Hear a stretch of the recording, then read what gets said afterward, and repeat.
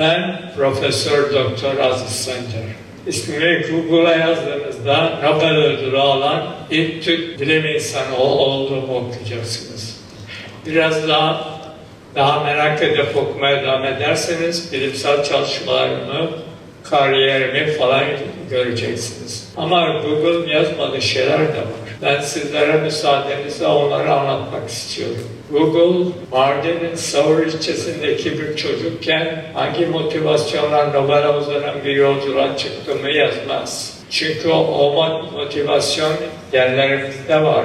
Tarihi mirasımızda var. Kültürel kodlarımızda var.